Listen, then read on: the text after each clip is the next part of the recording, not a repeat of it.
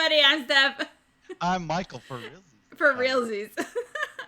And we got our top 10 for you today. Games we learned in February. It was a fairly good month. I learned a lot. I learned a lot of really bad games and a lot of mediocre games, but I ended up learning a bunch of really good ones. You learned a lot of card games on BGA that I didn't learn, so you're That's true. way ahead of me. That's true. But I still learned. I didn't have any in my top 10 that were like, yeah, this is sort of kind of good. I think I'll just throw this in here. They're all good. So, yeah, all solid. Yeah. So, we've been doing these. Whoops, my headphone fell because these are too big for my ears.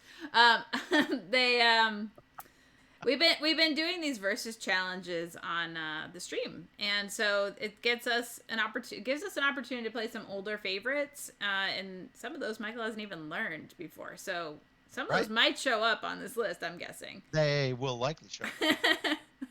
And I think I had a really good month of learning games. So let's get to Michael's top 10. Number 10.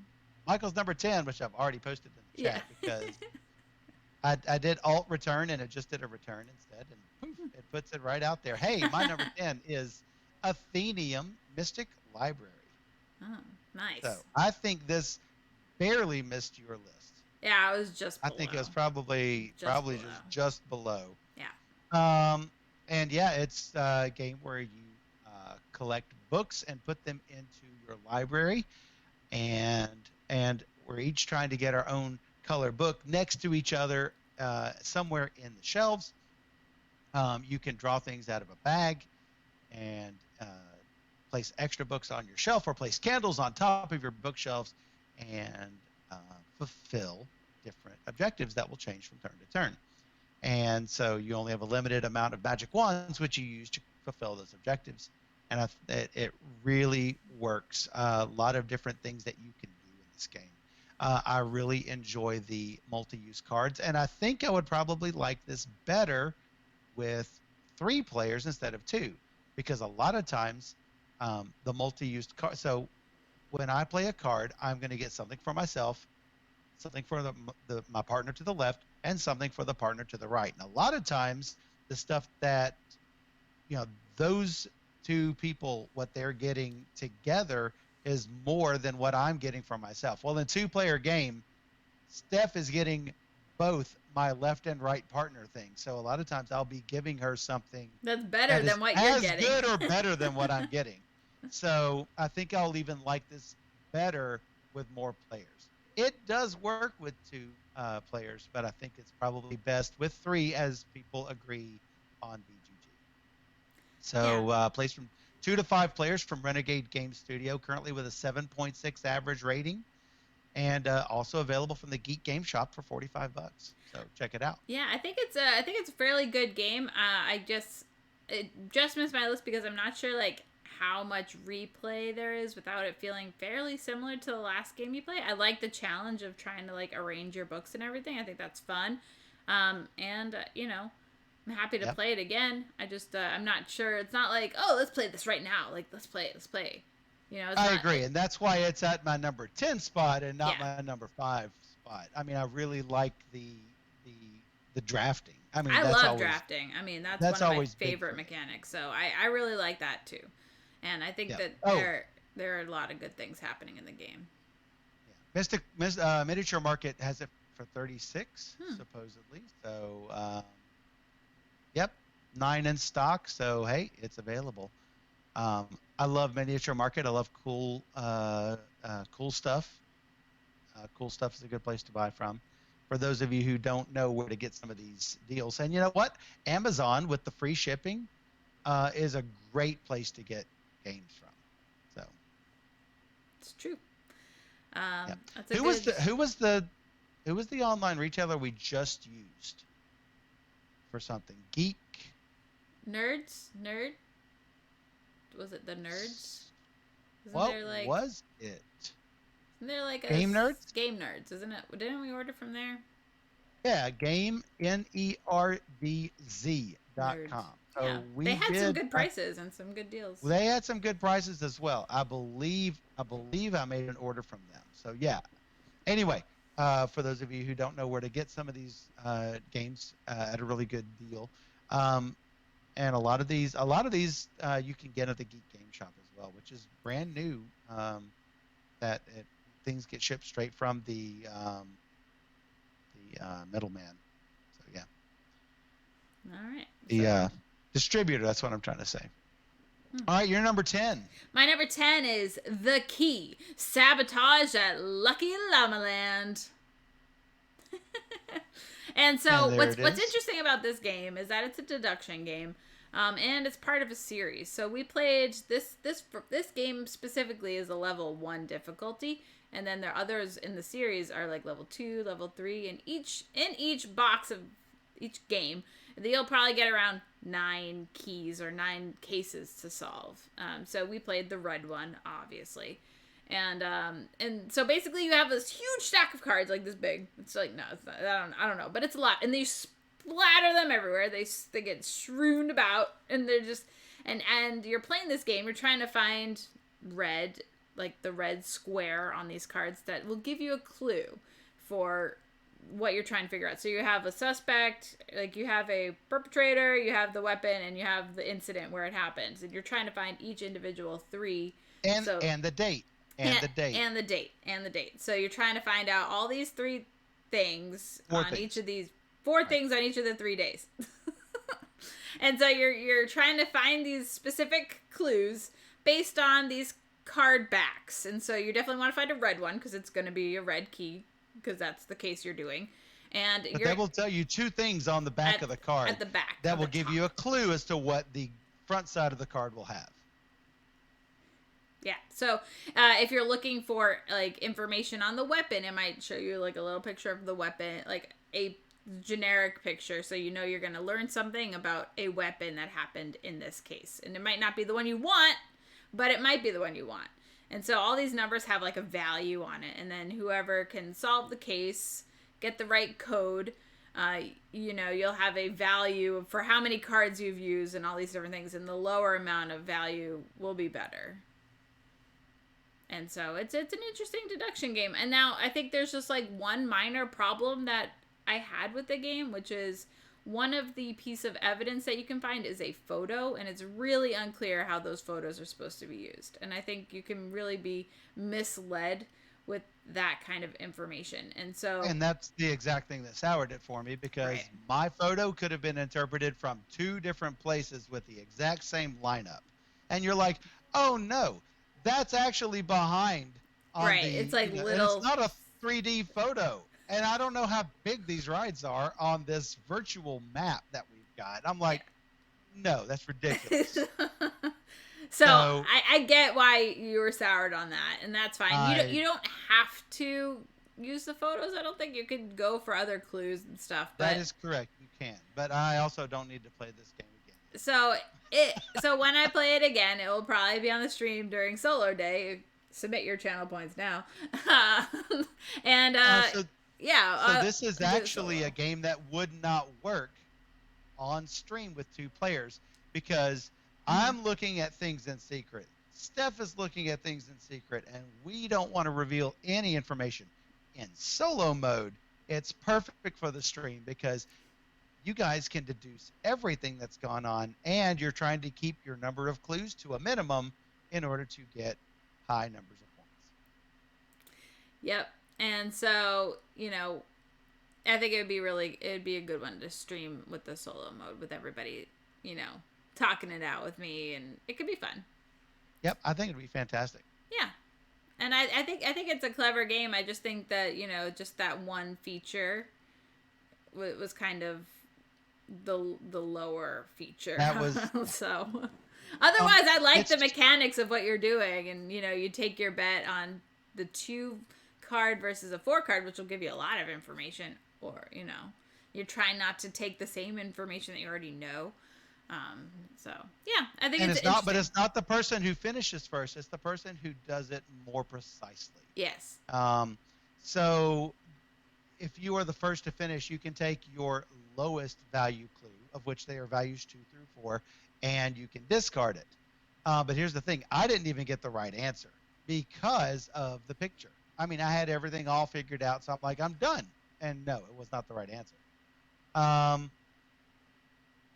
Wow, Shrey is actually losing more points than gaining. Well, you've got to bet on your predictions. Oh, no, he can't. He can't bet on the predictions. Oh, that's true. That's true. We got predictions.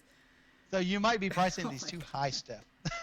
Well, that's what I'm worried about. If people are spending like their channel points for these and they just don't have enough, then I will have to probably go down.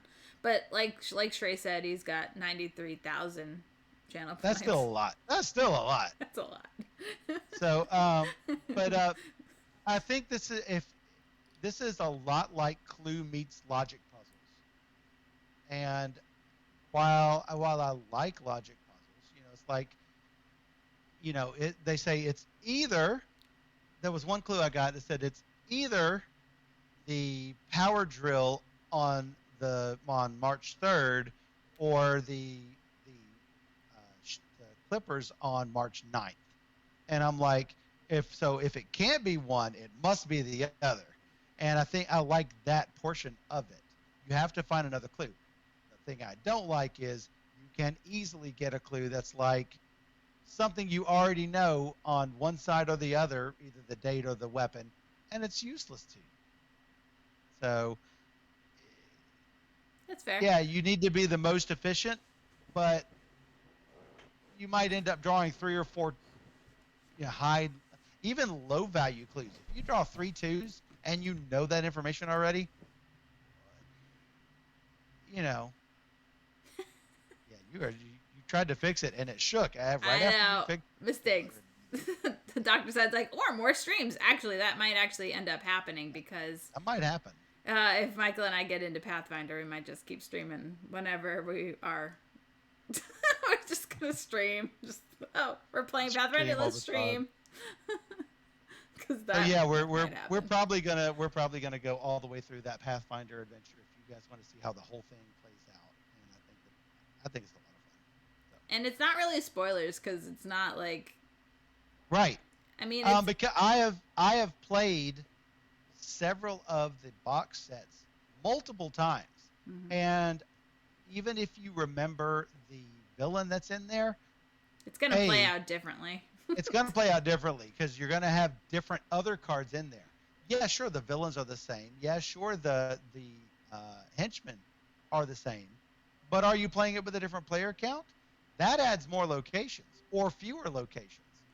Things play out completely differently with a group of 6 than it does a group of 2. That's true. So if you want to make it different, have 2 players play 2 each, and now you've got a group of 4 instead of a group of 2.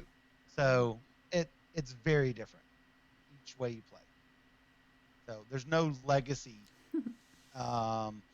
spoiler aspect to this, and I think that's why I like it a lot. Anyway. Number 9. Number 9. My number 9 is what. Let's see. Michael's 9. What you like to call renature is renature. So it's renature. It's renature. So yeah, this was. I had a lot of fairly solid tile playing games on this list.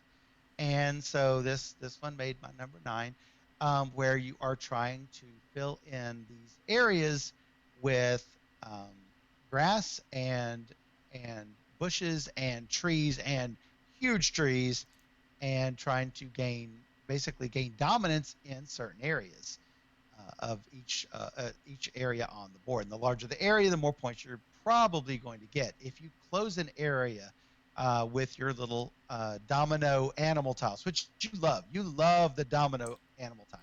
I even love dominoes. Yeah. Oh, I love playing dominoes. So this also barely missed your list. Just barely missed it. So it's fairly mean. That's why I barely missed it, because it's really mean. It's only mean if you let me close things that you are going to close. I think you focused really hard on trying to. you would double up your actions in order to grab some more cloud tiles. Well, that's great, but I was focusing on getting the majorities in the areas and not focusing on closing or getting clouds. So I think and what I, you would change the wild animal, which it's not a wild animal. You would change the the animal that could be placed next to another animal. You would change it, and I was planning on changing it immediately after, like Focus. 2 different times. I was planning. I'll fix it in a second. I'll fix it in a second. We tried 2 different times to. Um, now you've totally derailed me. Sorry. Um, 2 different times I was going to do that to you, and then I had a mix of tiles, and I had nothing to change it to. So it could have been much more cutthroat than it was.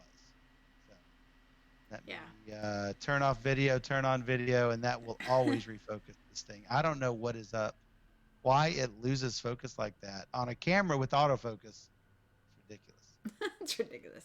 Yeah, I mean, I like it. You fear on losing your cloud tokens on switching the animal to be wild because somebody else could just do it right back, and then you're like, well, I just lost immediately any benefit of that, so that stinks. Right. So you have to hold on to those clouds if you can. Yeah. And by the time I was ready to do it to you, because I knew you were about to change it, and then you changed it, and I had already played my sets of stuff, and I had like 6 individual creatures on there. You don't want to change the wild just to play one thing down. So. No, you want to have a couple of them in your hand, just to have that backup. But yeah. So I think you like it. I don't think you like the cutthroat nature of it. It plays best at 3 according to the nature. Yeah. So nature. Come on. Cutthroat nature of it. I didn't even try to make a dad I know. Like, do you know what you said? No, I don't know. I didn't know what I said. So yeah, there are. It's in the Geek Game Shop for $50. Average rating 400 ratings, average of 7.7. So yeah, that's pretty good. Oh, $40 in Miniature Market. Kramer and Kiesling, guys. Kramer and Kiesling, really good. There's a used copy in the Geek Market for $33. Yep, looks good. Cool. Let's get to my number 9. Let's get to your number 9. I'm wondering if this made your list. I might have. We'll find out. We'll find out. But my number 9 is Indus 2500 BCE, and it's a game very much like Cartographers, where you're filling in these little squares, creating your own little map of this region, and you're doing everything to try and win majorities and fulfill like scoring objectives. And so each round you're going to basically draft one of the 2 cards that are available in a 2-player game. There's more with more players. And you're going to fill in the shape. So if the shape is like a 1x2 or a 1x3, and you can fill in either a forest or a river or something, and then you fill it in. And then you're trying to like just fill in your map the best you can. To fulfill some goals. Yeah. I called this Cartographer's Light. So yeah. I agree. It's fairly good. I like the catastrophes that happen and just kind of like blow up your different areas and things happen. So that's right. That you don't know really what's going to happen, when it's going to happen. But unlike Cartographers, there's drafting. Right. To where, I mean, like with Cartographers, I can do the same thing you're doing. Right. Maybe just in a different part of the map. In this, you take one of the cards, or you can take neither of the cards and just take a resource, or do a set collection with the artifacts.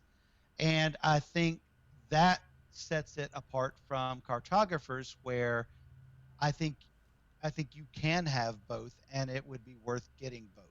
Yeah. I don't think this fires Cartographers, nor would Cartographers make this irrelevant. I think that there is room for both.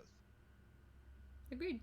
I definitely think it, and so this is on Amazon for $25 too. So. Oh, is it? I don't think that deal.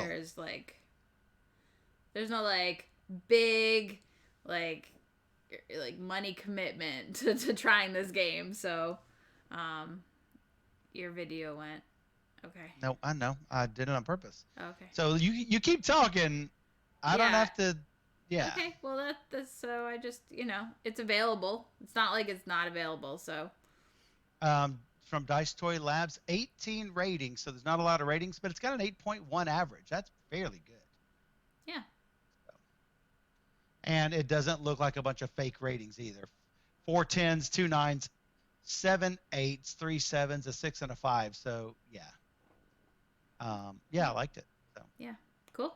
and it might or might not appear on the list. I will not give any spoilers out. All right. What is your All right. number 8? My number 8 is Jekyll versus Hyde. Oh yeah. And that might be on your list, even though I already know whether it is or not, because I've got all the links up on my computer over here. Jekyll versus Hyde. So this is a specifically 2-player trick-taking game. And a lot of trick-taking games do not work at 2 players. This one does. This one totally does. This is I say a tug of war, but Jekyll doesn't really do any tugging other than trying to stop the slide into becoming evil. Yeah. Hyde is doing all the tugging. Yes. So, um, each player this is from Mandu Games. Each player gets 10 cards, and so there are 10 tricks to be taken. Jekyll wants to hit a 5-5 split exactly. Any difference from that, and you are going to take a step towards evil. There are only 10 steps towards evil. So if you have a 6-4 split, you're moving 2 spaces down that path. If you've got a 7-3 split, you're going 4 spaces down that and path. it doesn't matter who has 7, who has 3. It doesn't matter. It doesn't matter. So that's why Jekyll starts playing all of his high cards. Well, he doesn't always want to win the trick. Sometimes he wants to lose the trick. Well, if Hyde sees an advantage, Hyde is going to take that advantage. And Jekyll has to do some skillful maneuvering to sometimes take the last trick or not take the last trick that he does or doesn't need. So, and I think that is a fantastic mechanic, is that Hyde doesn't care how he gets there. He's going to go through by feast or famine. If it's a 0-10 split, and hopefully it isn't for Jekyll. If it's a 0-10 split, it takes one hand in order to go all the way towards evil. You play 3 hands, and if Jekyll has managed to survive, Jekyll wins. Yep. Simple as that. This is also available on Board Game Arena, so if you're interested in this card game, it is there. And you can check it out. And I highly recommend it because I really like this game. And it's probably on my list later. It's also it shows there's a copy in the geek market, but it's from South Korea. So I'm guessing it is from Mandu themselves. Let me look. Yeah, it sure is. $20 plus shipping. Shipping cost is shipping is $35. Yikes. It's really expensive. So yeah, you probably want to try to pick it up from somewhere else. Or play it on Board Game Arena. Or play it on Board Game Arena, but we're hoping that it gets wide distribution. I really hope so. I really hope so. Somebody should pick it up. It's fantastic. There's only 3 colors, so it is different for a trick taking game. If you like trick taking games and you have 2 players all the time, which it usually happens with the pandemic going on, then you'll probably like this. 83 ratings, an average of 7.1. So I believe it just because it's available on Board Game Arena. People are trying everything on that site now, so a lot of people playing over there. Well, that's something that we can talk about on another stream with the Asmodee acquisition of Board Game Arena. A lot of people really scared about that, myself included. I've got a subscription there.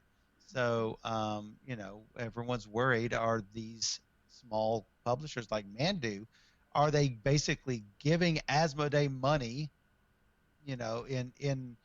by users flocking to that site in exchange for giving them a platform for testing their games? What happens with that? So, or will Asmodee eventually force publishers like Mandu to pay for the privilege of being on the site?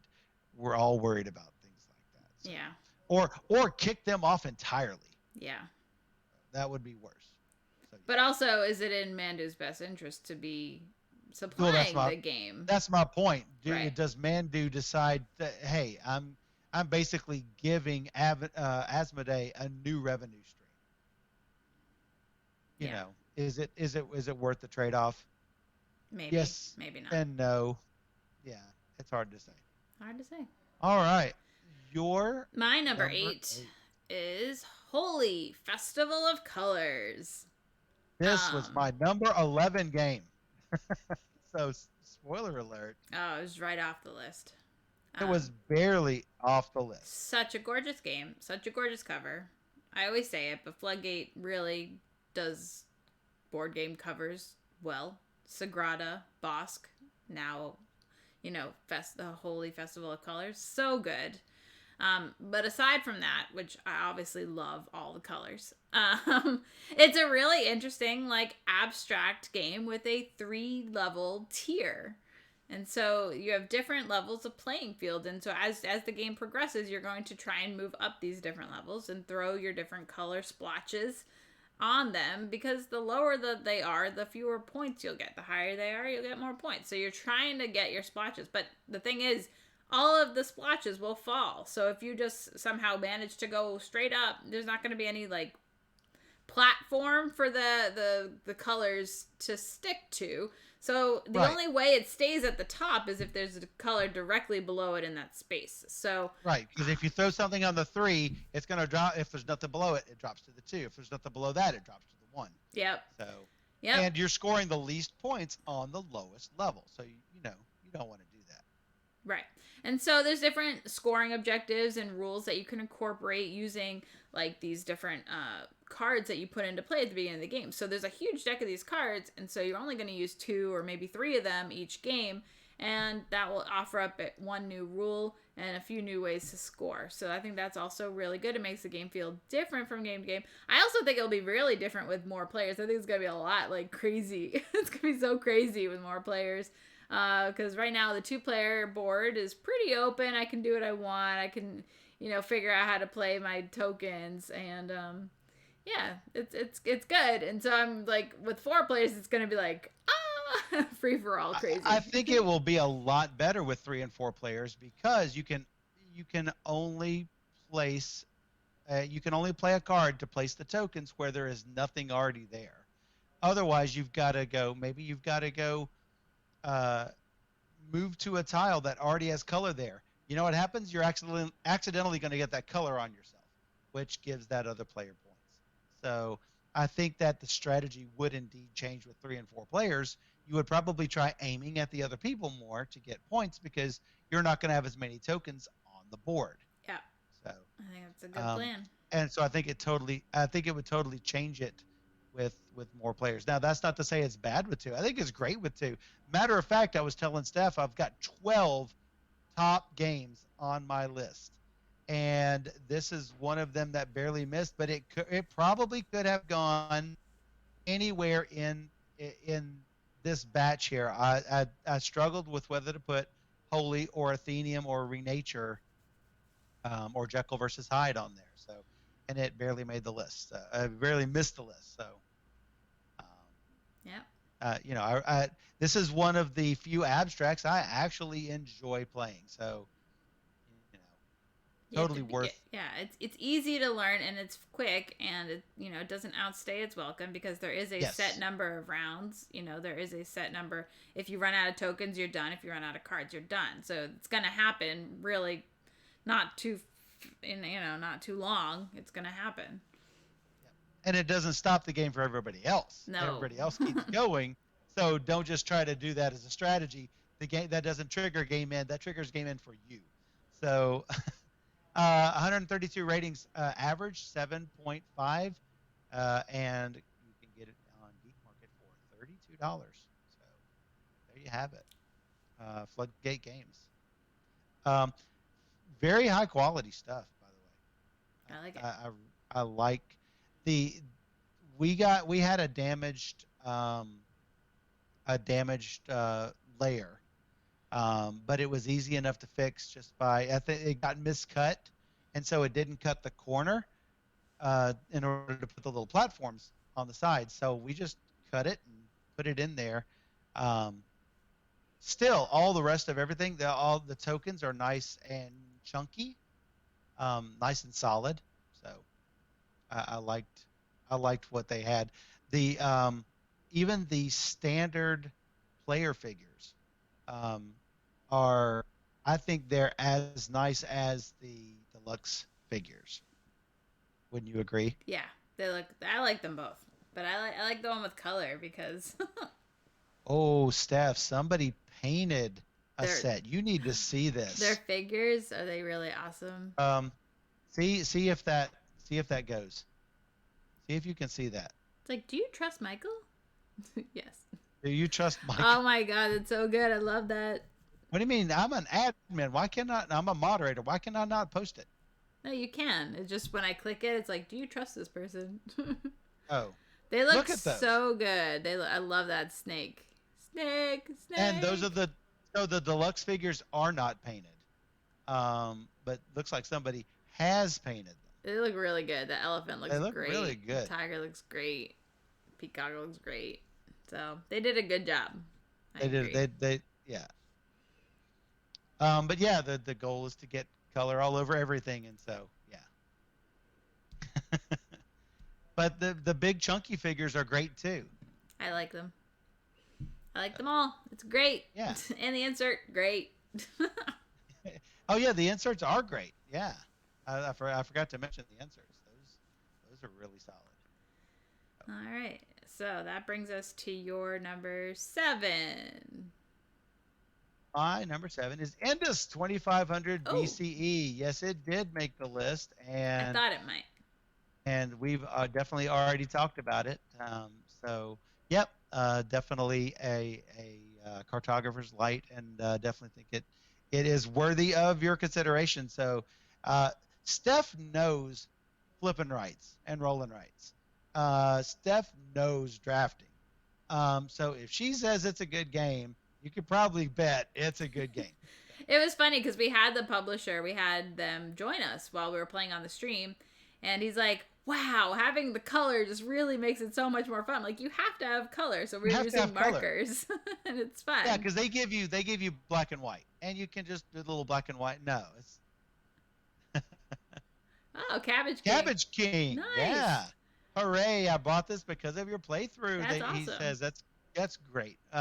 We're so glad that we can help influence y'all's purchasing decisions. Yeah, especially Um, especially like games that are lesser known. I try and it came out and it's great to show some light on some newer stuff that people might not have heard of, or even older stuff that people might not have heard of.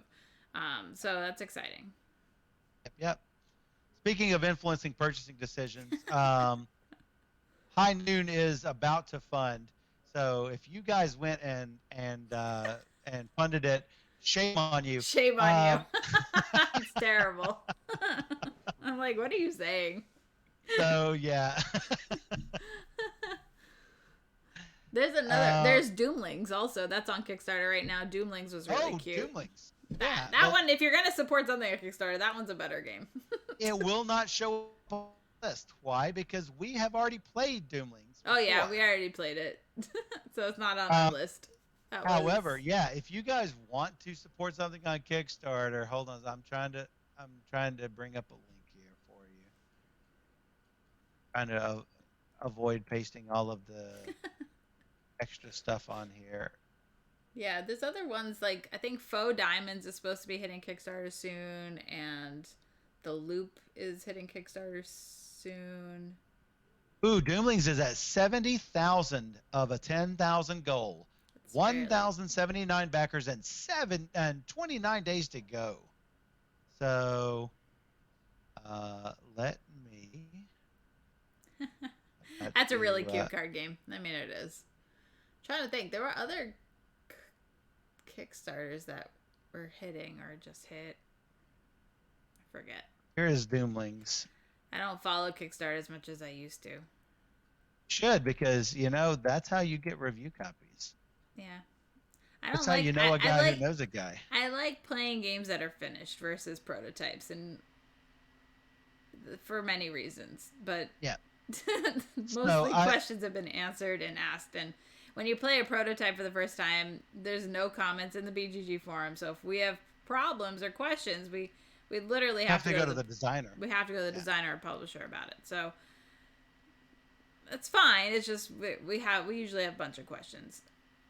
Did we already play Block and Key? I don't recall it. No, I don't. I haven't played Block and Key, so I actually don't even know what that is. Cleverly place 3D blocks in a shared space to unlock the key to victory points. It sounds like Block is 3D. Or Roombas. What do I have? I think I have Block is 3D. Yeah, Block is 3D is what I have. Sounds like that, but I have not. I'll have to look into it because I do like shapes and 3D-ness and so sounds good. I'll put this here for Steph. Block and Key. That's the second game people are be like, hey, play this. So I gotta play Trick Legacy and now Block and Key. Hey, are you writing these down? Yes. You will forget. I will. I'll have to go back and watch the stream. Steph's number 7 is one of my top 12 that also missed the list. Oh, that's sad because it's really, really great, and I really like it. And that's the problem, is that I had too many games that were worthy of my top. Hey, thanks for following. Where's my little bugger? Dang it. Put that here. He's over there. I'll fix it. Thanks for following. I'm going to throw him. I'm going to throw up the emotes. There we go. Oh, but they get... There we go. All those little emotes. There's all the little emotes. I don't know the language, though. My apologies. Yep. I'll figure it out and see if it is a spam or not. I'm assuming it's a spam, but I will translate. Repeat after me. Let's talk about your number 7. My number 7 is Cross Clues. Yeah, that's what we're thinking, Aldi. Hey, we didn't even know you were here. Hey, thanks for joining us, Aldi. I really love Cross Clues, and this is in the vein of something like Just One or Codenames, like that. So it's a party game, and it's cooperative, and it's fantastic. Like I really love this game. You are given a timer. It's like, I don't know, 7 or 10 minutes or something like that, and you're trying pinpoint all the spots on the grid with your what are the grid points. So if I get like B1, I'm gonna have to try and clue Michael into that space B1, which might be a combination of school and dog or something. And so you say, I don't know, kids, I don't know, whatever you would say. You say one word to try and clue in that space on the grid. And so you can have multiple grid, so you could have a 3x3, a 4x4, a 5x5. And so the hardest one is 5x5 that you can do. And so you're still using the same timer, and you're just trying to get the best score possible. If Michael picks the wrong thing, that card's gone. You missed out on that point. And it's fantastic. I really, really like this.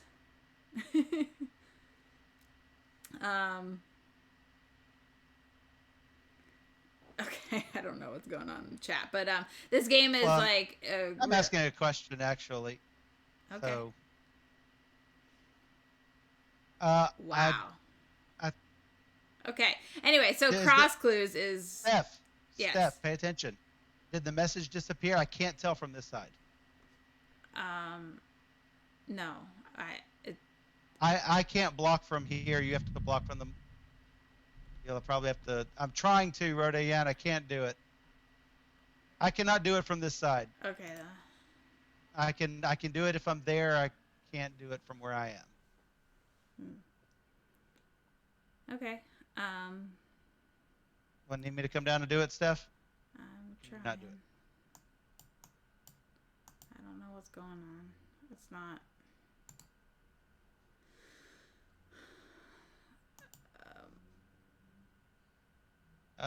It's been timed out. You timed out.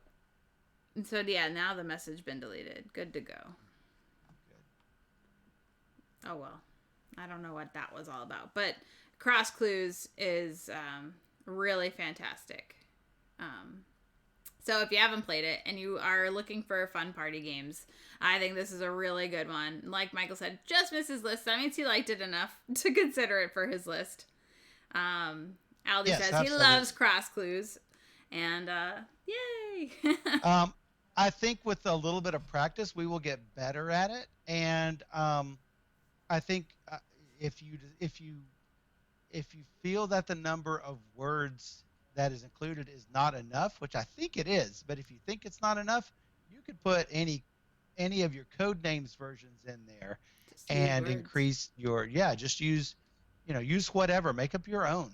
I know a lot of people, like if you wanted to use Harry Potter's, Harry Potter clues, you could take Harry Potter code names and freshen up your cross clues. So yes, yeah, combos do make it different.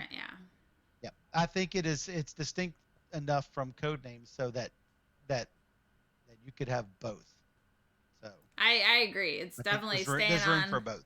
Staying on my shelf. I mean, I think this it's a perfect. I mean, it's faster than code names, right? It's literally a 10-minute filler game. It's perfect for. But you end up with the same sort of feeling with okay, so I've got king and queen on the list, and you're like, okay, well, how do I do an intersection with king and something and not make queen and something?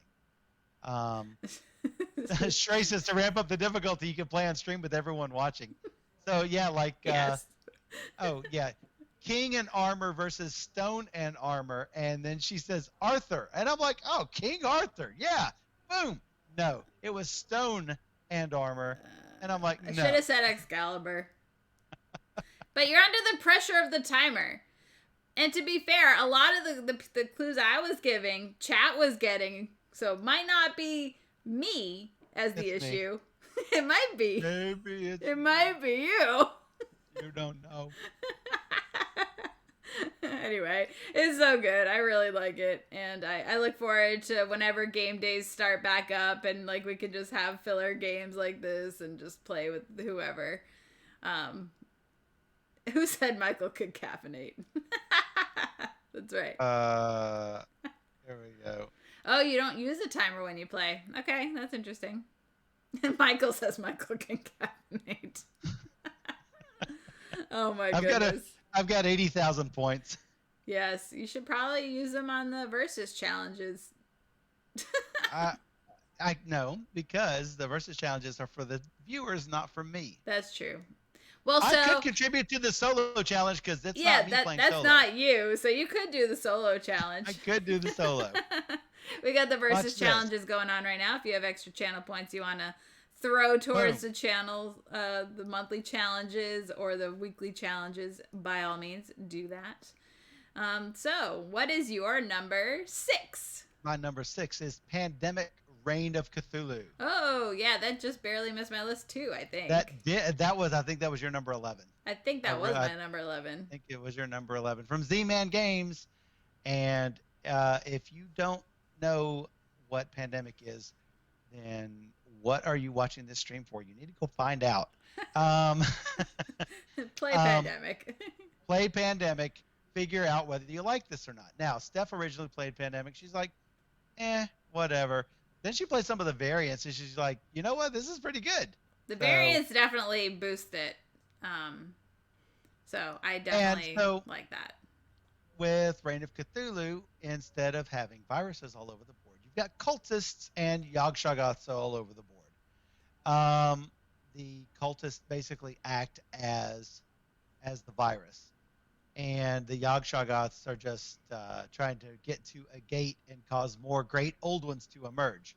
If too many cultists get on a location and a fourth one would be added, instead of you having an outbreak, you are going to have a ritual, which, again, just like Yog-Shoggoths hitting a gate, you are going to cause another great old one to emerge.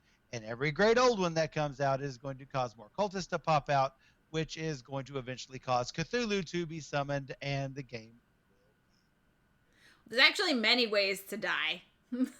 I was writing about it in the blog today, and well, I mean, it's just like Pandemic. There are many ways to die in Pandemic, and they right. are equivalent to the number of ways to die from in Pandemic Cthulhu.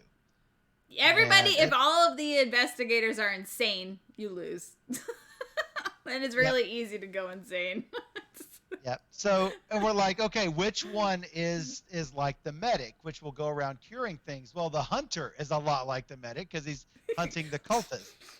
So, we ended up playing the characters that were sort of like the scientist. Instead of needing 5 of something to close a gate, i.e., cure a virus, I only needed 4 cards. That's right. So I played with that. I think Steph played with the one magician who really liked the relics, and I could easily give or take relics. And when he's insane, I was forced to use a relic. I was like, so that's a slightly different character than what you will find in Pandemic. He also upped my hand limit, so that is a character in Pandemic. Yes. So yeah, that one. But the relics are sort of akin to the events in Pandemic, except this character has things that key on being able to transfer those relics to other people. So yeah, and that's not something you can do in Pandemic. So does this fire Pandemic? No, not for me. I think it is. I think there's room for both. It's different. You're closing gates. It's a smaller map. You can only go from bus station to somewhere. You can't just go from wherever you are to anywhere you want to go. You can use the gates to travel as long as they're not closed. But you have to roll. But it can cause you to go insane. And the insanity is that new mechanic. And I think it really works for this. I was like, oh, it's just another Pandemic variant. No, I think it really works. I think the theme is great. I mean, I think it really is Arkham. I mean, it really does feel like it. Yeah. So I think this and Iberia are my 2 favorite Pandemics. So yeah. Yep. And of course, the legacies. No, of course. I mean, yeah, the legacies. Cabbage, I feel like I've had enough insanity in this Pandemic. Touche. But you know what? On the brighter side for the Pandemic, I've been working at home since last March, and my employer has decided to make it permanent after a year of us working from home.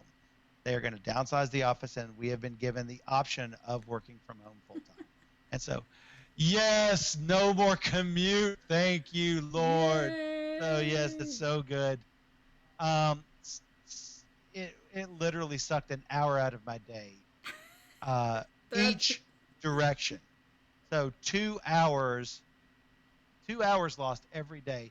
I get so much of my life back and that is actually translated into playing more games here with you, right? That's so good. So, yeah. More gaming now. That's right. Yes, and that's what it has caused is more gaming. Now, I am looking to get back into Taekwondo as soon as we get the vaccine. You're about eligible. You're almost eligible. You're almost eligible to get the vaccine. You're too delayed. Sorry. I'm way delayed.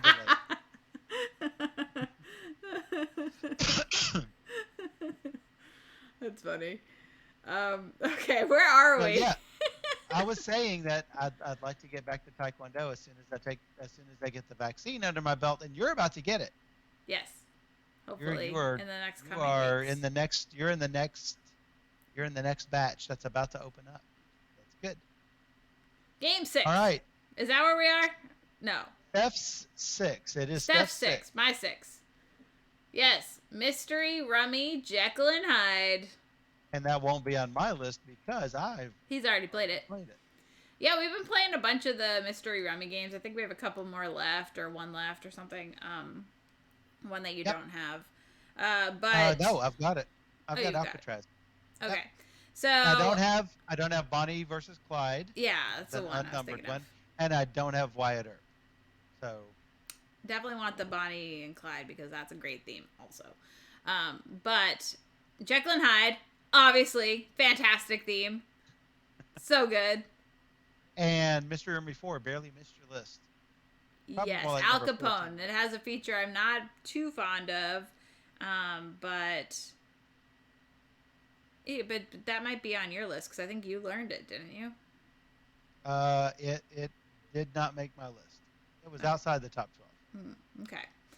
So anyway, I really like the mystery rummy games in general, but Jekyll and Hyde obviously is fantastic because of the theme alone. I really love it. Love, love, love it. Like if there's like Game of Thrones I love, Lord of the Rings I love, Jekyll and Hyde I love. Like those three. Harry Potter I love. Okay, those four. Those four themes I really, really love. And yeah, so it has a cool mechanic in it where if Jekyll is up, you can't meld any Hyde cards. And so if you know Rummy, you're melding these cards down and you're trying to get your hand to 0 to go out and win the round. And so you're trying to meld these cards, but if Jekyll is up, you can't play Hyde cards, and if Hyde's up, you can't play Jekyll cards. So you're gonna have to play the potion to switch to switch them over, and then you can play out your Hyde cards. And so it's really interesting. And I think it potions does it are well. dangerous to play. Yeah. Yeah. Because you've got to draw 2 cards when you play a potion. Right. That's the hard part. Yeah. But I really like it. So that's 2. We're not sure that the other Jekyll and Hyde is on your list, but there are 2 Jekyll and Hyde games on our lists. So yeah. Definitely. Yeah. So good. Check out the musical. It's fantastic. Don't listen to the remaster or the remake one. It's terrible. You have to listen to the original one. I saw it and it was awful. Then the updated one, it was just so bad. I'm like, I can't believe that this is my favorite musical. One of my favorite musicals. It was so they disgraced it in that remastered whatever one. I can't even think about it. But the original Jekyll and Hyde the musical is fantastic. Will you rank the different mystery rooms? Probably could. I haven't played them all yet, but once I play them all, I will want to replay them all, like back to back, and like get a feeling for them. But yeah, maybe we can do that on the stream one day. Just play them all. If I had to guess current what you have, I think it's Jekyll Hyde, Rue Morgue, Jack the Ripper, Al Capone. I would want to play Jack the Ripper again because that was the first one I tried long ago, like last year. And it's been so long that I would want to play it again, for sure. Dave is loving Game of Thrones and cheering for it. He loves Game of Thrones board game. I've played Game of Thrones the board game once. I played it once. I got pwned. I got ruined. We have the Game of Thrones card game and have not played yet. No, we did. Did we play it? Mm-hmm. Oh, we did play it. Though I don't think you've played the Iron Throne, which is a Cosmic Encounter. Game with Game of Thrones, which is fantastic. I actually really like that game because it's so thematic. It's so good. But yeah, in general, like I really love Lord of the Rings and Game of Thrones and stuff. So. All right, my number 5. Now you're number 5. Las Vegas Royale. Ooh, so, nice. I was skeptical going into. I think I was too. Into this, because I knew going in that it changed some of the mechanics. Instead of dealing up at least, at least a certain amount of money, and then it could have 1 to 3 or 4 different money denominations.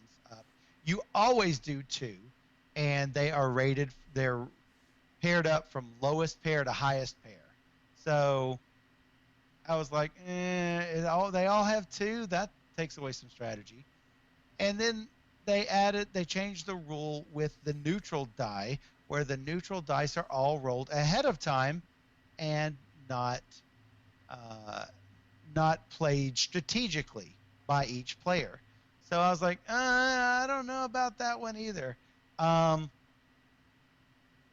then we played with them. and had casinos 1 through 3 have different powers on them. Some of which are from some things are from Las Vegas Boulevard. Some things are entirely new, and they didn't do all of Las Vegas Boulevard. They did some of them, and so I was like, I'm not going to like this. Played it, loved it. Yes. Loved it, and it is different enough. So, yeah. I really loved it too. It might be higher on my list. It might be. We don't know yet. Hi, Mom. Yeah, it's fantastic. I think it's definitely an upgrade from the basic Las Vegas game that I already really like, but I heard some mediocre reviews and had low expectations and turned out to be so much fun because I love those mini games. And I thought it would be an insta-sell, and it was not. Yeah, it's not, for sure. But I'm not sure whether it replaces it because it's different. It's the same mechanics and everything. And you could use you could use the old rules with the new one anyway. So you can if you wanted to, sure. But the question is, if you've got Las Vegas, or more importantly, if you've got Las Vegas plus the hard to find Las Vegas Boulevard, do you sell and get this? Maybe, and maybe you keep both. And we currently have both. Yeah, in any case, if you don't have Boulevard and Las Vegas, this is a really good definitely option. Get this. Yeah, it's a really good option. If you don't have Boulevard, I think getting this is the way to go. Yeah. Good idea. Good idea. So that's from Aaliyah Ravensburger. Yep. So it's got a 7.5 rating. So out of 829 ratings. That's pretty good. So that's really good. Especially considering the original Las Vegas. Let me see here. The original Las Vegas has a 7.1. So, yeah, I guess it improves it enough to bump the rating up. But also, think about it this way. A lot of people might not have played Las Vegas before this new version came out. Because I think there are a lot more, newer gamers out there that might not have had the opportunity to play Las Vegas. Exactly. So. Well, I mean, Las Vegas, which also goes by the name of Vegas, which has also come out in different form factors. You get the die, the black box looks like a die. Mm-hmm. Oh yeah, I remember that. Now like that several different versions of the old Vegas / Las Vegas. This is different, and it's worth it. So yeah. Agreed. All right, you're number 5. My number 5, to no surprise, was Jekyll versus Hyde. Hey, we talked about that one. Yes, I first learned it on Board Game Arena when Dan was available. He's like, oh, I can just teach you this. I learned it the other day. I'm like, cool, I'm interested. And then I wrote to Mandu saying I really love to feature it. And they sent it to me and really liked it. It made your top 5 for them. Yeah, it's really, really great. And we played on the stream and played it, in person. I love the cards. I love the art. I love the little metal figure. I love everything about this game. Oh, the metal figure is fantastic. It's really nice. And I still haven't won a game. I think I've played 5 or 6 times, and I'm really bad at this game. And I just want to do better. And I can't play Jekyll. I can't play Hyde. I can't do anything. I can't. I lose. If you want to beat me in a game, request to play this game because I will lose. So I was Hyde. One time playing. I can't remember if it was my second play or fourth play because I've been Hyde twice and Jekyll twice. And it's like the first hand, an 8-2 split, and we're all the way down, traipsing down happily towards evil. So bad. It's not how I thought this was going to play out at all. It never goes the way I think it's going to go, and I lose every time. I'm like, all right, so if he's going to do this, and then this is going to happen, and if I can steal his trick, and then if I, can change when you play a potion, it changes things to where, if I If you play a potion with a purple card, then the winner gets to steal a trick. That changes things a lot. Yeah. Or if you play a potion with a green, then both players are going to trade 2 cards. Hey, if you are Jekyll in a bad position and you want to even things up, trade those cards off and make Hyde take those last 2 tricks that he planned on sticking you with. And it really changes things around for the Jekyll and the Hyde player. So it's crazy. It's awesome. Yeah. I really like it. All right. My number 4 is Dream Runners from Ankama. Ta-da. Ta-da. So yeah. This game is fantastic with all of you're on a timer and you've got polyomino tiles of various shapes. They're either going to be a 1x1, a 1x2, or an L-shaped piece. And you are trying to fit all of these pieces in a 3x3 grid. If you've got any omissions from your 3x3 grid, you lose a point, a stability point. You're trying to stay stable in your dream. What is it called? Serenity. You're gonna lose serenity points, and you've got to try to gain those back. If you are outside the 3x3 grid, you're gonna lose serenity, just like if you have emissions from the 3x3 grid. So you want to make sure to place things exactly where they need to go.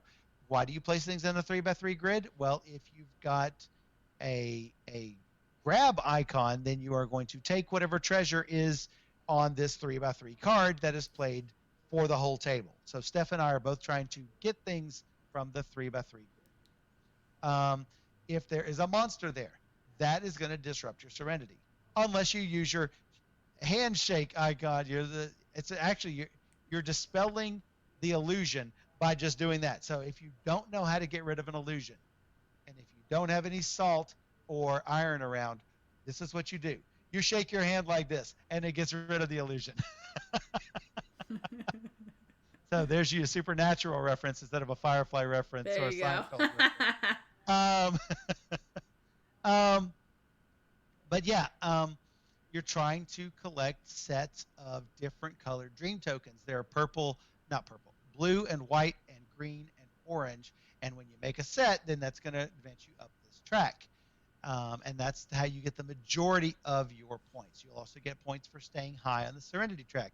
If you hit the bottom of the Serenity track, you are awake, game over.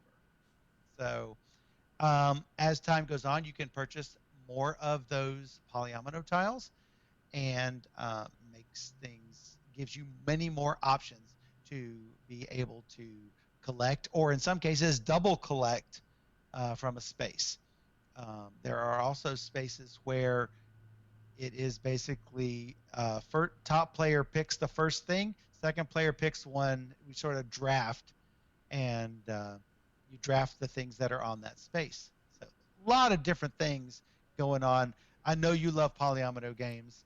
I would be surprised if this is not on your list somewhere, because I know you love polyomino. I know you love drafting. I love it. I love everything about this game. Yeah. I'll probably talk more about it in a minute. You might talk more about it. Okay, so spoiler alert, it might come somewhere on your list. Probably, definitely. All right, Savage King says polyomino heart. Yes. My number 4 is Las Vegas Royale. Hey, I bet we've talked about that. We did. You always spoiler all mine because you like them all. You always like mine a little bit less. I like them, but a little bit less. And I really like this game. So I really love the mini games. I think that really spices it up. And, I love pushing my luck and just trying to do all the little things. And it's great. I think it's a great alternative. It gives you a nice little dice tray. Everything's organized nicely on the table, and it's all rainbow, and it's great. So. Oh, no. Dr. Sign, don't say things like this. High Newton funded, yes. So that we are not doing our job well enough to keep people away. Don't fund that game. Don't help them. trying to keep people away from this horrible, horrible game. I don't know how they're going to give things away, give games away to all the people who backed it before, or was it just a publicity stunt that he's not really going to do it? Well, that's the question. So, I'd be surprised if he gave away all those games, but we'll see. It literally makes a designer like me sad and depressed when games that are that bad get so much attention. So, Forbes posted an article on it, and this and that and the other thing. Yeah, it's not good. Nope. So yeah, these are the kind of games that get attention. Yep. What are good games, Michael? What's your number 3? What are good games? My number 3 game is a game that is not on your list because you have played it long ago and is actually as the result of one of the versus challenges. Nice. Michael's number 3 is Habitats. Oh, yay. Look at that. So because you guys were insistent on us playing Habitats, I ended up learning it and liking it enough to put it as my number 3. I love games where you draft tiles and put them in certain configurations and places on in your park, I guess, and try to get scoring opportunities based on that. I love games like that. So, and we've seen several games like that come out recently. Yeah, I mean, so the versus challenge was this versus Nova Luna. And so, Michael, I'm curious, do you have any thoughts on what you like more? Oh, this is better than Nova Luna. I agree. Now, that's not to say I don't like Nova Luna, because I really do. And there is going to be another game on this list that is even higher, that is better than Nova Luna and is often compared to Nova Luna. Yes. So, spoiler for you, maybe spoilers for other people here, I don't know. But I agree that Habitats has cute animals. And so Habitats has had special animals, right? They had like you didn't know which animals you were going to get or something. Nope. And then you got special animals. Yeah. I bought, so you can buy these little ceramic like figurines, the animals like this big. You can buy them on Etsy or whatever. So I found Fox. Yeah. No, actually, you know what? I think it was actually a gift from like an avid reader of my blog, and they found one, and they're like, Steph, you'll love this. You have to have it. And then they sent it to me, I think, and so that was awesome. And so now I have a Fox figurine. That's so cute. But so that was only the first. That was only the first edition of Habitats. Every other edition has little like meeple figures that move around the board. Right, but you got one of the special first editions, right? Oh yeah, I backed this on Kickstarter. And totally worth it. So, yeah. So yeah, you start off with your little park. It has an interest tile, and you add on as you go, and things have to be next to each other. But if you place certain things certain places, then you're not going to get your goals complete. And so, yeah. What does the fox say?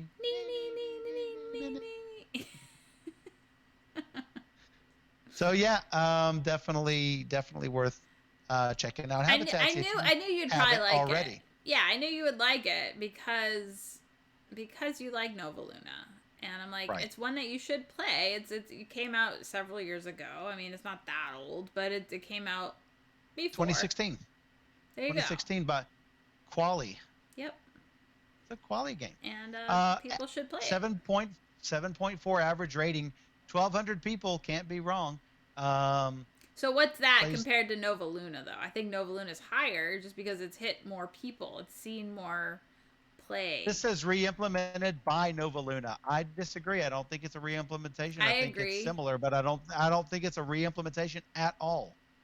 But that's what the geek says. So, it's ranked 1414. Nova Luna is ranked 710, but it also has a 7.4 average.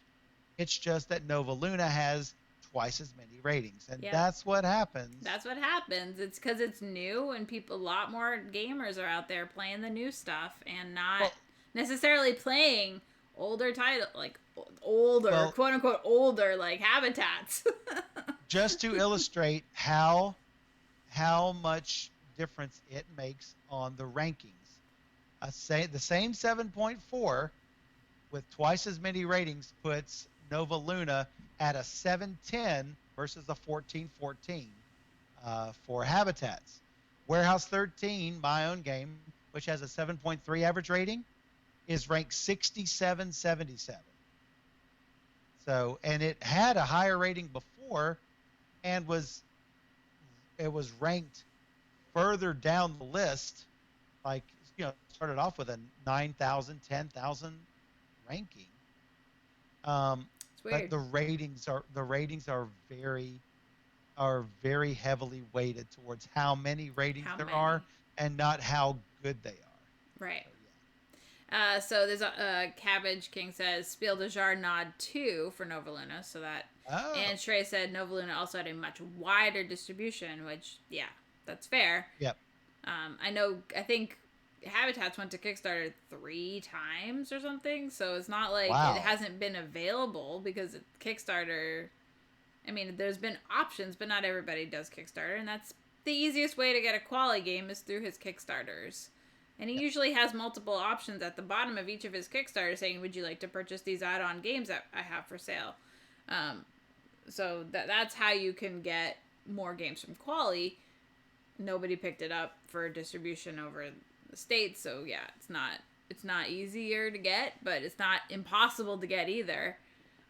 So with Habitats, you've got a little animal that moves around picking up all of the little tiles you can draft. In Nova Luna, you've got this round track, and based on how far it's like the piece moves, it's much more like patchwork with how things are drafted.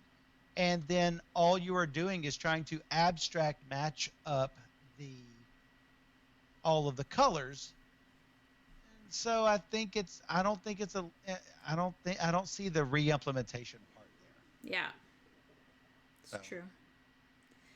So twice as many games owned of those, more than twice as many. More than twice, will cause, a halving of the ranking, making it much better ranked. So it's just interesting to see things like that happen because everybody's like, oh, Nova Luna's like the best new game, so good, so good. I'm like, it's fine, but there are better, more interesting games like Habitats, in my opinion. I do consider them very similar, but I agree with Michael in saying that they aren't. I don't believe it to be a re-implementation of it, just because there is a big difference on how you acquire these tiles, and the time track and everything like that. It's not like I take a turn, then you take a turn, then I take a turn in Nova Luna. It depends on how much time in advance that you are. So.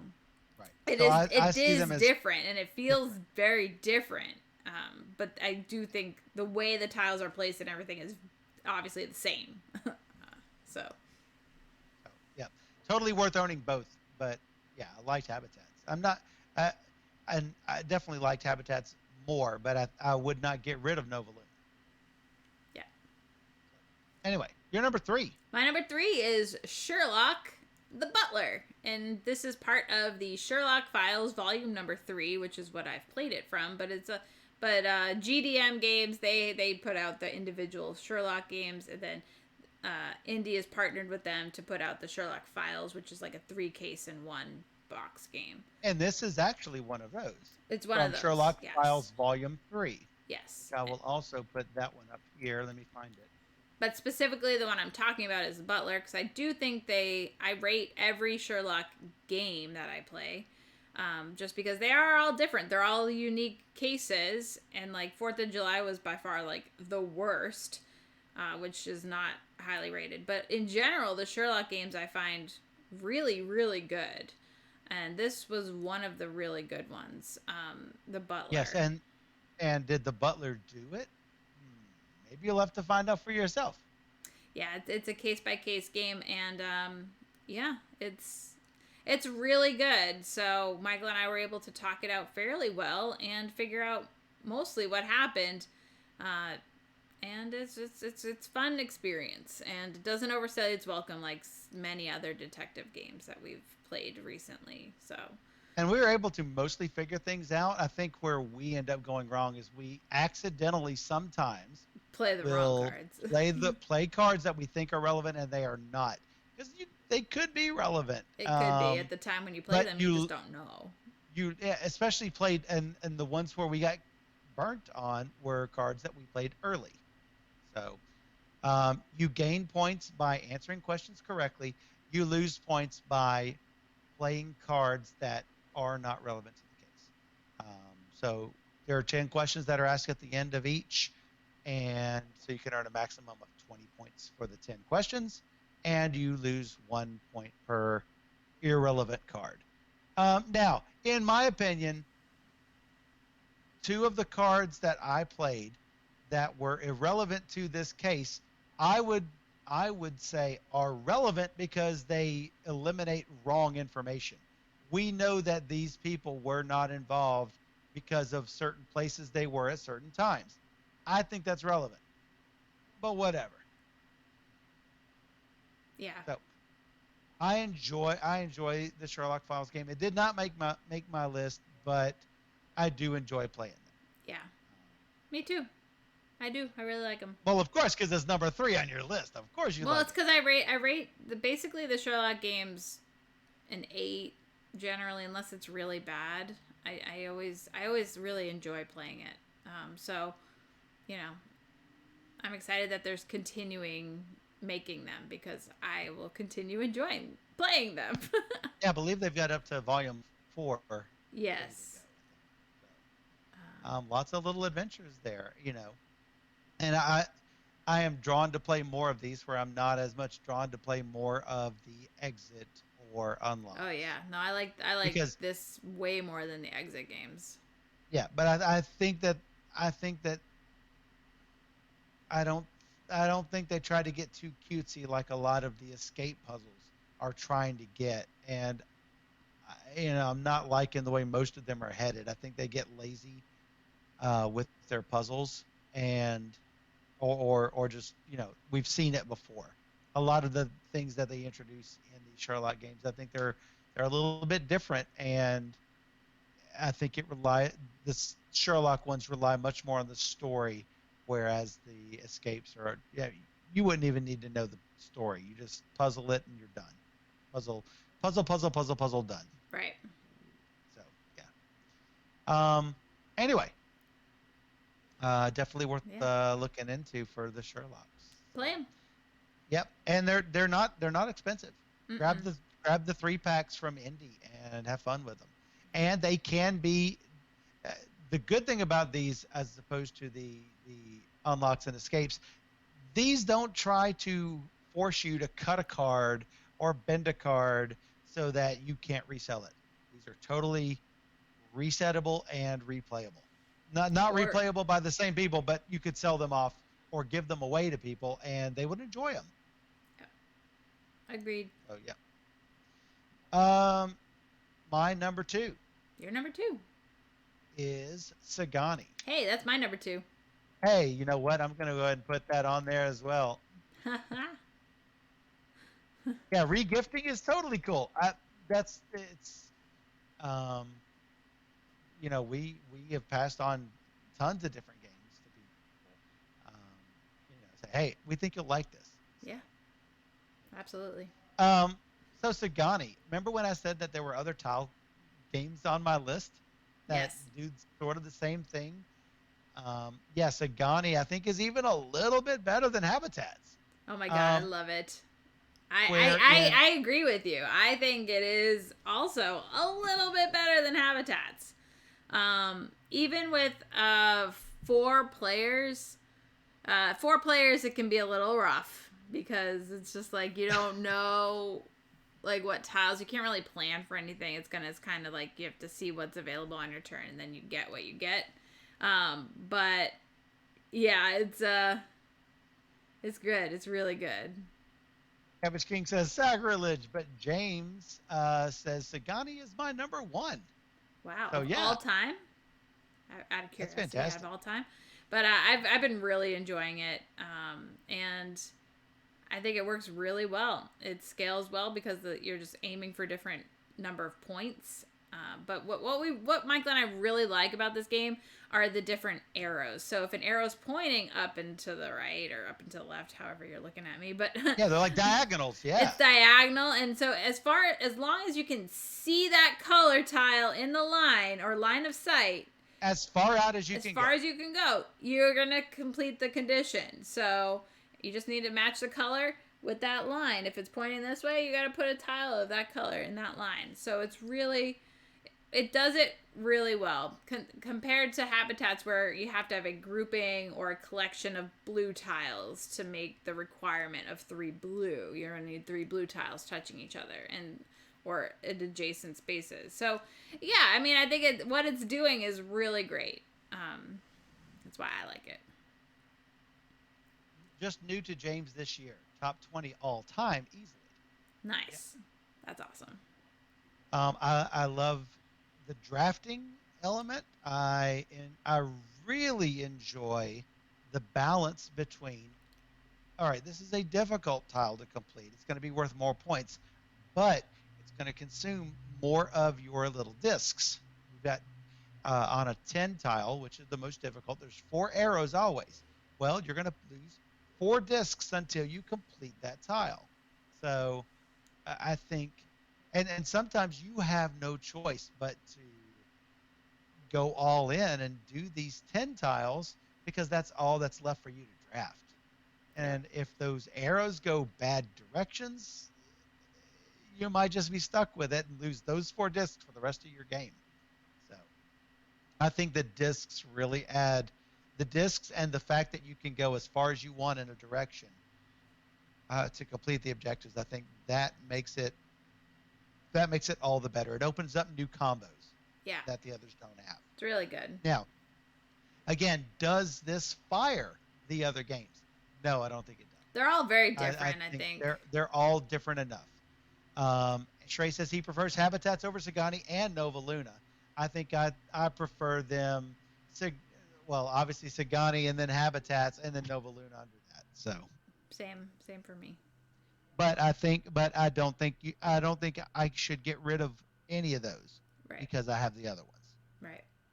I think Steph and I at some point want to do a video of games that fired other games, and games that could have fired other games but didn't, either because it was bad or because I think both are good enough to keep. So yeah, Gaia Project versus Terra Mystica.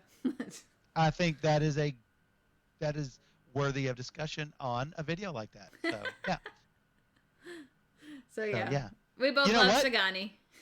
We could do versus challenges if we wanted to for what to talk about, whether we want to talk about game design or want to talk about games that fired other games Yeah. or, what do you guys want to see? Do you want to see a top 10 that we have learned this year or whatever? So, Seems good. yeah. So, yeah, more, not versus playing challenges, but a versus video idea. So, yeah. That seems good. All right. That was my number 2 and your number 2. How about my number 1? You guys are fantastic with the versus challenges. Let me just say that right off the bat, because the versus challenges are what are giving me some of my highest rated games. So my number 1 is Trajan. That here in the chat for you guys. Now, again, this is new to me. So despite this being a 2011 game, this is the first time I've played it, and it is fantastic. So yeah, I really I really enjoy all the rondel mechanic, the Mancala style mechanic, and there's lots of different things going on that you can do, but number 1, you don't have to do all of them. Number 2, you have lots of different paths to victory. And number three, there's not way too much going on that you can't keep track of it all. So I think that is, I think it's fantastic for those reasons. Hey, thanks for following. And good Yeah. night. Because you said Good night. Good night, Osman. Thank you. So yeah. I think you made Justin like... sad.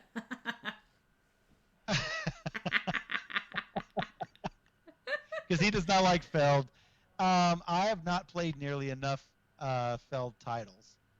So yeah.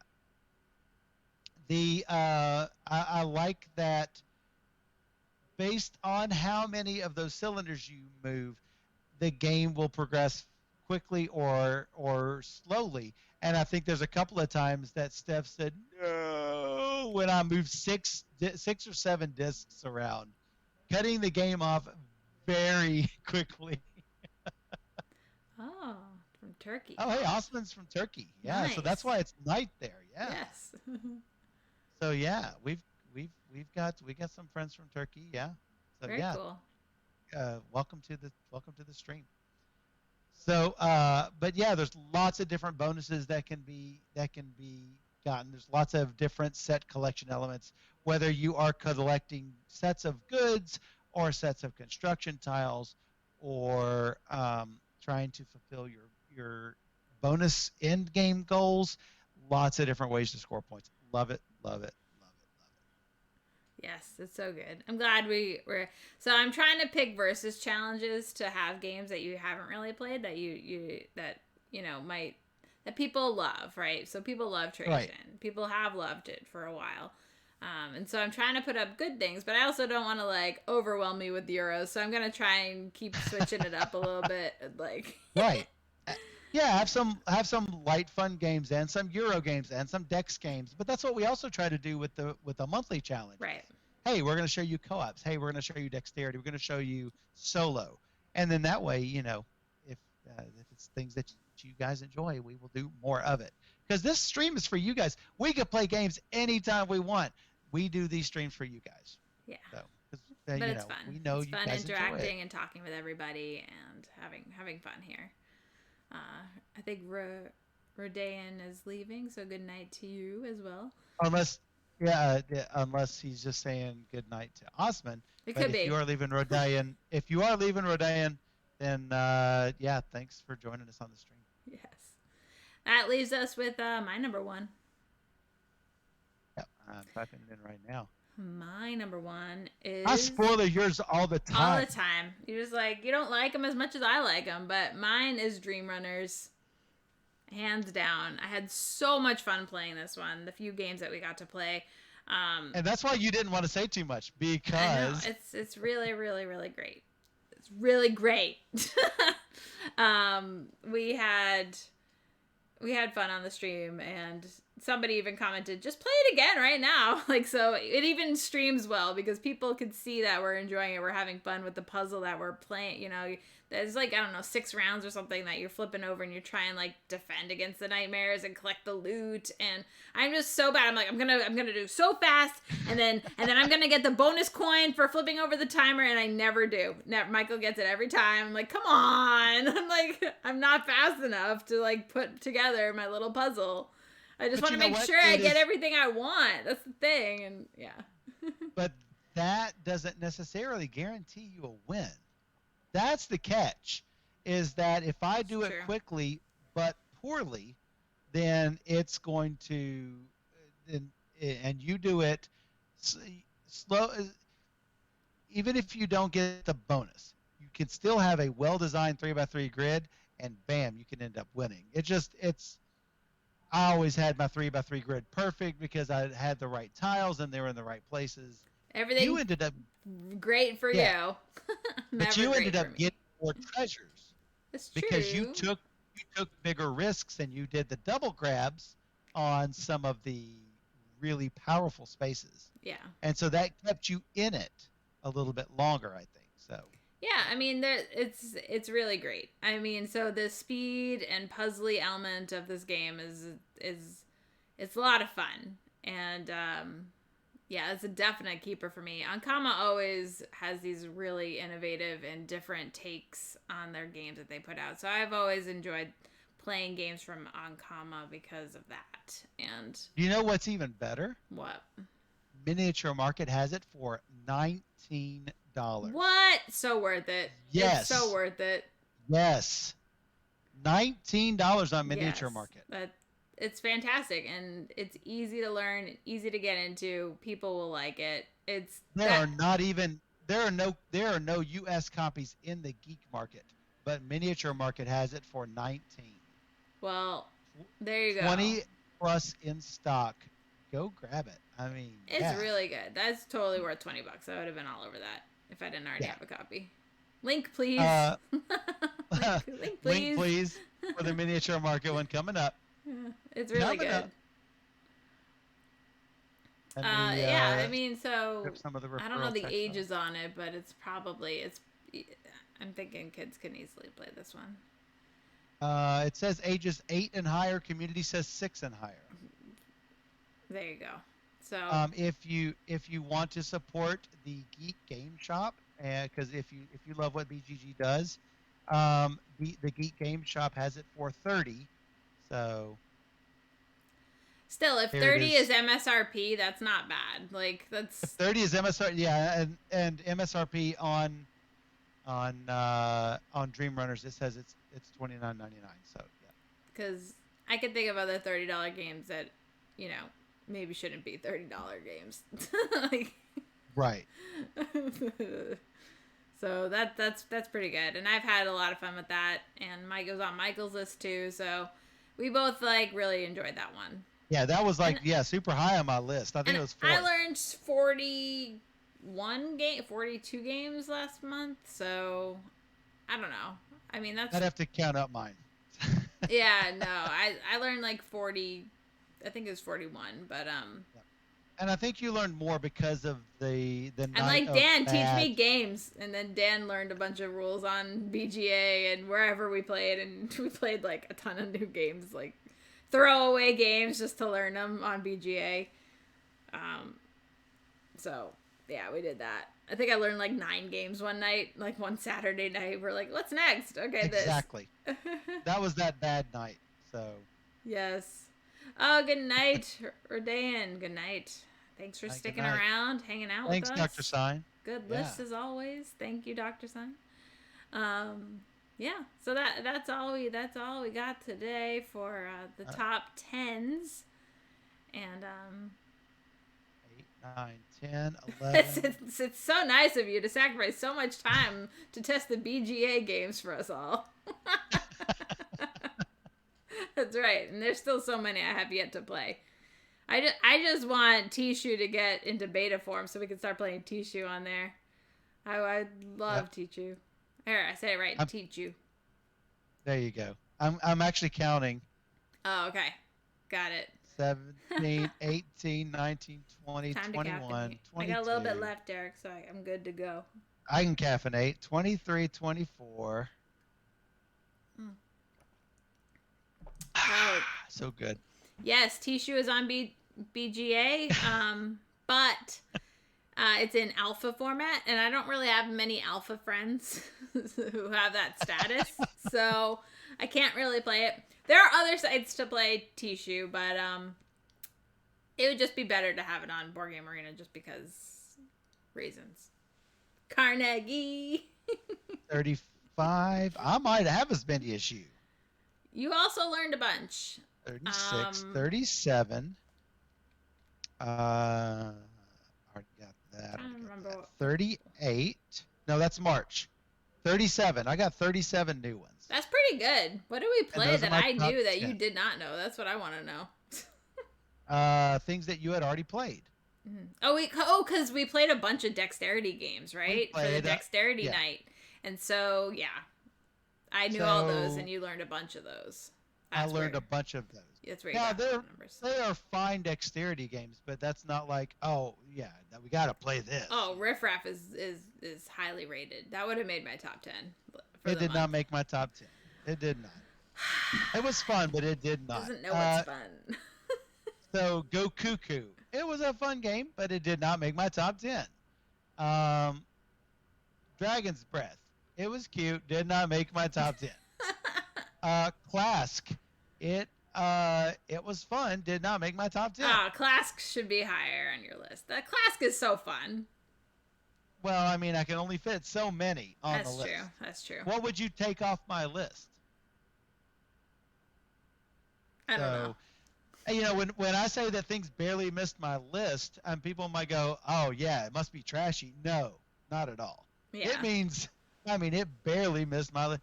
I played Honey Scouts, I played Dream Crush, but you had also, those were new to you as well. Well, out of 40 games, I can only pick 10, so. Exactly. So Habitats you had already played. Well, Teacher you had already played. The Mystery Rummy Jekyll versus Hyde that you know was new to you but not to me. Right. So New Mary, new to me, not to you. So I had Ubongo 3D, new to me, not to you. So there were quite a few that you know you had already played that were new to me. Yeah. Yeah. We did a number with those dexterity games. I mean, we played like 18 games or something. 19. It was 10, 9 and 10. Yeah, within those 2 days of streaming dexterity games, and I probably got unfollowed on YouTube for posting a million videos. But oh my goodness. It's like, here's 10 more videos. Yes, Ubongo 3D is coming back into stock soon. It's getting a US printing for the first time, which is great. I really like it. Yep. It's puzzly. Yes. So yeah. So we'll be right back. Yep. That was a good stream, but we'll be right back with closing. Thanks. Yeah. So yeah, we enjoyed doing the top 10 list for you guys, and we will see you on the top 10 lists for March, the very first week of April. So whatever the first Friday is in April. Yeah. What is that day? I've already learned 3 games. April 2nd. Yeah. April 2nd. Yes. Oh, you already learned 3 games? That's it? Yeah. I learned it's been like a day. 2, 3, 4. 4. I learned 5 new ones this month. Did we? I did. 1, 2. Fox Monster, Color It, Combo Clash, Disney Villainous, Perfectly Wretched, and that doesn't Lagrange. Oh, it does for me, but I count that as an expansion. Okay, that's fair. But if it's on your list, I understand, so that's cool. And Lagrange. I didn't learn that, but yeah, you learned that. So currently they are on my list, but they might fall off the list. That's true. That's true. All right, we'll be right back. Be right back.